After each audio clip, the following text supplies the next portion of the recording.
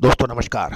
Colonel Ajay Singh Ajay astro money group first global astro finance digital channel से आपसे मुखातिब होता हूं। आज 1 जनवरी सन 2026। दोस्तों सर्वप्रथम आपको नव वर्ष के शुभ आगमन पर बहुत बहुत शुभकामनाएं। दोस्तों आपने लगातार पिछले कई सालों से हमारे चैनल को जो प्यार और सम्मान दिया है, मैं पूरी चैनल की तरफ से आपको शुभकामनाएं और बधाई देता हूं। आपने हमारे चैनल को नंबर 1 चैनल का जो दर्जा दिया है, हम पूरी कोशिश करेंगे कि आपको ज़बरदस्त रिपोर्टिंग करें आपके लिए और विशेष विश्लेषण आप तक लेके आएँ। आज के इस एपिसोड में हम चर्चा करेंगे सीबॉट पर सोया ऑयल पे दबाव बरकरार है, ब्राज़ील की रिकॉर्ड तोड़ फसल सोयाबीन की तथा भारतीय बंदरगाहों पर स्टॉक की क्या पोजीशंस हैं और आगे 3 जनवरी फरवरी मार्च के अंदर खाद्य तेलों की इंपोर्ट की क्या संभावना है, पूरी जानकारी विस्तार से। दोस्तों हमने आपसे वायदा किया हुआ है कि हम वो आपको जानकारी लाएंगे जो आपके लिए बेनिफिट हो, जो आपके लिए बेनिफिशियल हो। जानिए रिपोर्ट विस्तार से। दोस्तों खबर निकल के आ रही है कि बुधवार को सीबॉट सोया ऑयल में कमजोरी देखने को मिली। मार्च 2026 कॉन्टैक्ट 0.88 सेंट गिरकर 48.56 सेंट प्रति पाउंड पर ट्रेड होता हुआ देखा गया। ग्लोबल सप्लाई और फंड्स की यानी कमोडिटी फंड्स की बिकवाली के साथ साथ अब भारतीय बंदरगाहों पर भी खाद्य तेलों की स्थिति कीमतों को भारतीय बाजारों में प्रभावित कर सकती है।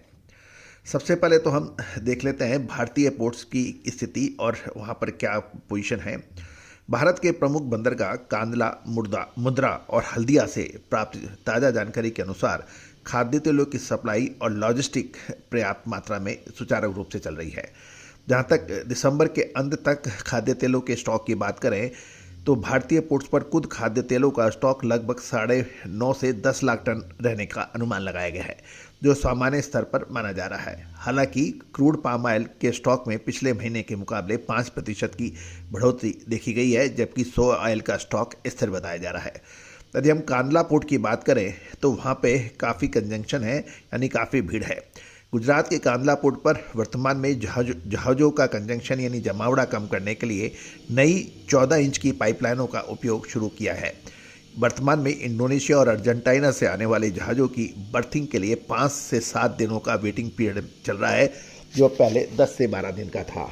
साथ साथ भारतीय इंपोर्टर्स ने अप्रैल से जुलाई 2026 के लिए दक्षिण अमेरिका सोया ऑयल की भारी बुकिंग, जो लगभग 1.5 लाख टन प्रति माह की है, इसका एक अंदाज़ा लगाया जा रहा है, जिसका मुख्य कारण पाम ऑयल के मुकाबले सोया ऑयल $20 से $30 प्रति टन डिस्काउंट पर होना है। अब ग्लोबल फंड्स की बात करें, कमोडिटी फंड्स की बात करें तो 31 दिसंबर को कमोडिटी फंड्स ने करीब 5000 कॉन्ट्रैक्ट्स के नेट सेलर्स रहे।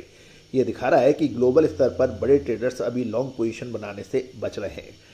एक ताज़ा रिपोर्ट के अनुसार 23 दिसंबर को समाप्त हुए सप्ताह में सीबॉट पर नेट शॉर्ट पोजीशन 67,118 कॉन्ट्रैक्ट की थी, जो आक्रामक बिकवाली दिखाती है। लेकिन इतनी ऊंची शॉर्ट पोजीशन किसी भी सकारात्मक खबर पर शॉर्ट कवरिंग तेजी का जोखिम भी पैदा कर देती है। साथ साथ खाद्य तेलों का पर कच्चे तेल यानी क्रूड ऑयल के तेजी मंदी का भी काफ़ी असर देखने को मिलता है। फरवरी WTI क्रूड $0.53 गिरकर बंद हुआ और अमेरिका में बढ़ती इन्वेंट्री और डॉलर की मजबूती ने यह दबाव बनाया। हालांकि चीन की 12.2 मिलियन बैरल प्रतिदिन की रिकॉर्ड डिमांड ने बड़ी गिरावट को रोक लगा दी है। पाम ऑयल की बात करें तो BMD यानी मलेशिया में पाम ऑयल फ्यूचर में भी 20 रिंगिट की गिरावट देखी गई और ये 4050 रिंगिट पर बंद हुआ। मलेशिया के कमजोर एक्सपोर्ट डाटा ने सोया ऑयल की रिकवरी पर दबाव बना दिया है। दक्षिण अमेरिका की बात करें तो ब्राज़ील का रिकॉर्ड तोड़ उत्पादन की बात की जा रही है। ब्राज़ील की सरकारी एजेंसी कोनाफ के अनुसार 2025-26 की सोयाबीन फसल 117 से 118 मिलियन टन के रिकॉर्ड स्तर पर पहुंच सकती है। इस बम्पर फसल की उम्मीद ने दक्षिण अमेरिका की फिजिकल प्रीमियम यानी बेसिस को नरम कर दिया है, जिससे ग्लोबल बाज़ारों में सोया ऑयल सस्ता मिल रहा है। अब बात करें कि आइस कैनोला कनाडा में रिकॉर्ड फसल और चीन की अनिश्चित मांग के कारण कैनोला फ्यूचर $6.40 की बड़ी गिरावट देखने को मिली है। अब हम भारत की बात करें तो भारत का अभी अपनी घरेलू खपत का 56 से 60% आयात पर निर्भर करता है। भारत का ऑयल मिशन घरेलू उत्पादन बढ़ाने पर केंद्रित है, लेकिन 2026 में भी आयात पर निर्भरता काफ़ी ऊंची बनी रहने की उम्मीद लगाई जा रही है। दोस्तों अब हम कैलेंडर ईयर का Q1 यानी जनवरी से मार्च 2026 के बीच अनुमानित खाद्य तेलों के आयात के ऊपर चर्चा कर सकते हैं। दोस्तों कुल आयात जो हम बात करते हैं जनवरी से मार्च के बीच में, ये 44.60 लाख टन होने का उम्मीद है। जनवरी के 2026 में एस्टिमेटेड जो है पाम ऑयल लगभग 8.20 लाख टन, सोया 4.10 लाख टन और सनफ्लावर 2.40 लाख टन और कुल मासिक 14.70 लाख टन होने का उम्मीद है। फरवरी महीने की बात करें तो फरवरी में palm oil 7.9 lakh ton, soya oil लगभग 4.25 lakh ton, sunflower 2.25 lakh ton approximately और कुल मिला के कुल मासिक 14.40 लाख टन होने की उम्मीद फरवरी महीने में लगाई जा रही है। मार्च में देखें तो पाम ऑयल लगभग 8.5 lakh ton, soya oil 4.5 lakh ton, sunflower 2.5 lakh ton और कुल 15.50 लाख टन मासिक आयात होने की उम्मीद है। कुल मिलाकर देखें तो Q1 यानी जनवरी से मार्च के बीच 24.60 लाख टन पाम ऑयल, 12.90 सोया और सनफ्लावर 7.10 और कुल 44.60 लाख टन होने की उम्मीद लगाई जा रही है। दोस्तों अब हम Q1 2026 यानी जनवरी से मार्च के बीच कुछ विशेष रुझान और विश्लेषण की आप तक प्रस्तुत कर रहे हैं। पाम ऑयल की कीमतों पर हम देखें तो इंडोनेशिया द्वारा अपने घरेलू बायोडीजल कार्यक्रम के लिए तेल को डाइवर्ट करने के कारण ग्लोबल स्तर पर पाम ऑयल की सप्लाई कम रहने की उम्मीद है। दूसरी, पोर्ट इन्वेंट्री की बात करें तो नवंबर-दिसंबर 2025 के अंत तक भारत का स्टॉक पिछले साल के मुकाबले लगभग 7 लाख टन कम रहा। इसकी भरपाई के लिए जनवरी और मार्च में आयात की गति तेज रह सकती है। विशेषकर मार्च में गर्मी की शुरुआत और आगामी शादियों के सीजन के कारण मांग में अक्सर तेजी देखी जाती है। सोयाबीन और सनफ्लावर का जो ऑप्शनल है उसके मुताबिक कांदला बंदरगाह और मुद्रा बंदरगाह पाम ऑयल और सोया ऑयल की आवक के लिए पोर्ट बंदरगाह अव्वल स्थान पर रह सकते हैं। यहाँ रिफाइंड ऑयल यानी के मुकाबले क्रूड पाम ऑयल का डिस्चार्ज अधिक रहेगा, क्योंकि सरकार ने ड्यूटी डिफरेंशियल लगभग 19.25% को रिफाइनरी के पक्ष में रखा है। यानी कच्चा ईडे खाद्य तेलों पे इंपोर्ट ड्यूटी कम है और परिष्कृत यानी तैयार खाद्य तेलों पे ड्यूटी अधिक है। इसलिए कच्चा खाद्य तेलों का जो आयात है वो बड़ी रिफाइनरी करती हैं और उसको परिष्कृत करके बाज़ारों में सप्लाई करती है। पूर्वी तट की बात करें तो काकीनाडा और कृष्णापट्टनम, यहाँ सनफ्लावर ऑयल जो रूस और यूक्रेन की आवक अधिक रहने की उम्मीद है, क्योंकि सनफ्लावर के दाम अन्य तेलों के मुकाबले अधिक स्थिर रहने का अनुमान लगाया जा रहा है।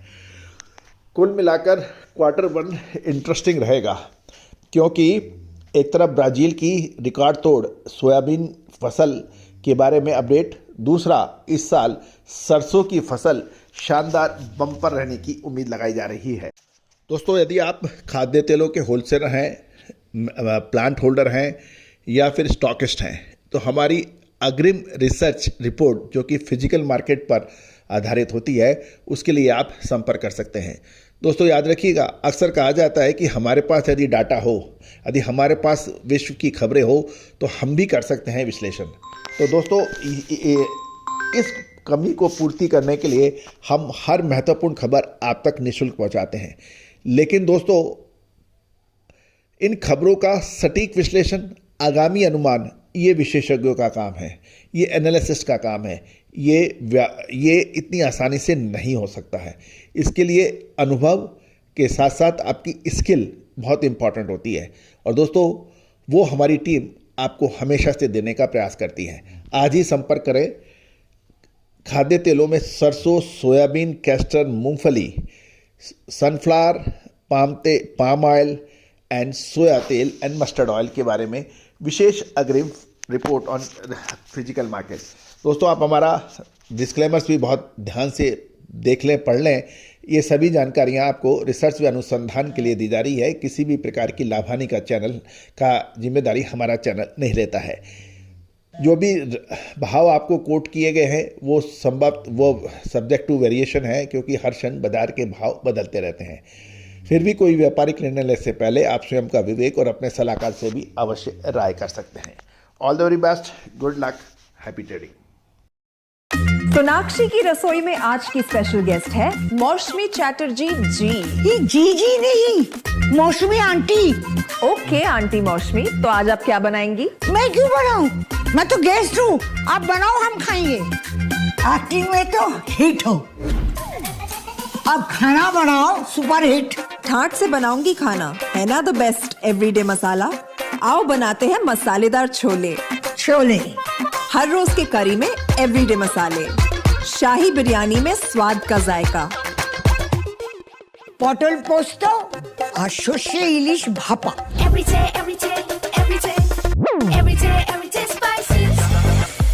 साफ मसाले, खुशबू और प्योर झांझ, टेस्ट से भर दे हर जुबान पे स्वाद। एवरीडे मसाले, देश का स्वाद।